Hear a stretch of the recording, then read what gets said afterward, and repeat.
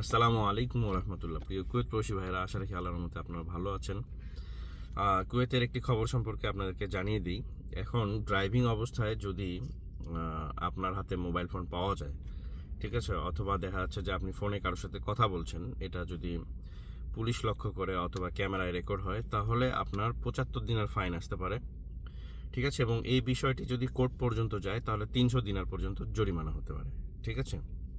তারপরেও এই নিউজে আরও অনেক কিছু বলা হয়েছে যে যদি আপনার অপরাধটা ছোট হিসাবে দেখা হয়, তাহলে 75 দিনারেই জরিমানা শেষ হতে পারে, অথবা এটা বেড়ে 150 দিনার পর্যন্ত হতে পারে। আর যদি কোর্ট দেখে যে আপনার অপরাধটা বেশি বড়, তাহলে আপনাকে 300 দিনার পর্যন্ত জরিমানা করতে পারে, ঠিক আছে। এবং আরও বলা হয়েছে, কোর্ট যদি চায় তাহলে আপনাকে আরও বড় কোনো জরিমানা দিতে পারে। এটা হতে পারে আপনার লাইসেন্স ক্যান্সেল করতে পারে, ঠিক আছে। তখন দেখা যাচ্ছে যে আপনি আপনার স্বাধীনতা হারাবেন, ঠিক আছে। তো আমি সবার উদ্দেশ্যে বলবো যে এখন তাহলে গাড়িতে ফোন ব্যবহারে একটু সতর্ক থাকবেন, ঠিক আছে। আর আমি আরও একটু আমার অভিজ্ঞতা থেকে একটু বলি। গতকালকেরই ঘটনা, ঠিক আছে। আমি ফাহিল যাচ্ছিলাম আমার পরিবার সাথে নিয়ে, আমার গাড়িতে আমার বউ বাচ্চা ছিল, ঠিক আছে। তো ঠিক মাহবুলার ওখানে পৌঁছাতেই কিন্তু পুরা রাস্তা ট্রাফিক, ঠিক আছে। আর আমি ফার্স্ট লেনে ছিলাম, মানে যেই লেনে একটু গাড়ি দ্রুত যায়, ঠিক আছে। তো আমি দূর থেকেই যখনই খেয়াল করছি যে সামনে ট্রাফিক, আমি কিন্তু ইমার্জেন্সি অন করে দিয়েছি, ঠিক আছে। তো আমার পিছন থেকে আমি লুকিং গ্লাসে কিন্তু লক্ষ্য রাখি সবসময়, আমি সব লুকিং গ্লাসে মানে খুব ভালো ফোকাস রাখি, ঠিক আছে। তো আমি দেখতেছি পিছন থেকে একটা ফোর্থিং, নতুন চাইনিজ গাড়িগুলো যেসে ফোর্থিং, ঠিক আছে, খুব দ্রুত আসতেছে এবং গাড়ির ভিতরে কিন্তু মহিলা মানুষ বসা আছে, ঠিক আছে। তো আমি বলবো না তারা কোন দেশি, এটা আমি উল্লেখ করতে চাই না। এবং তারা মানে খুব আমোদ ফুর্তিতে আছে, গল্প করতে করতে আসতেছে।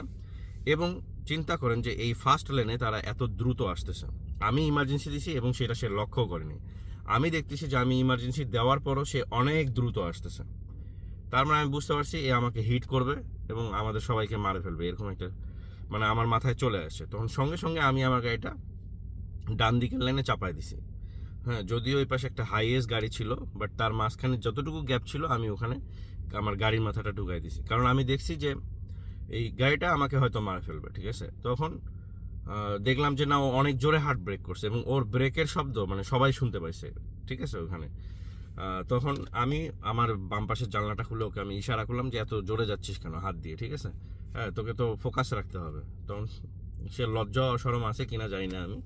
তো যাই হোক, পরে আমি আবার ফার্স্ট লাইনে আমি চলে আসলাম আস্তে করে। তখন ওই জায়গাটা প্রায় 10 মিনিটের না, 10 মিনিট না, প্রায় 5 থেকে 6 মিনিটের মতো খালি লম্বা ট্রাফিক ছিল, ঠিক আছে। মানে এটা ফিনতাস থেকে শুরু করে একদম মাহবুলা পর্যন্ত। তো এই অবস্থা। এটা অমনোযোগ, মানে ড্রাইভিং কারণে হয় কিন্তু, ঠিক আছে। এটা মোবাইল ফোনের কারণে হতে পারে, আপনার গাড়িতে আপনি অন্য কারোর সাথে গল্প করতেছেন সেই কারণে হতে পারে। তো আসলে কুয়েতের যে কানুনগুলো করতেছে, এগুলো ভালোর জন্যই করতেছে, আমাদের সেফটির জন্যই করতেছে, ঠিক আছে।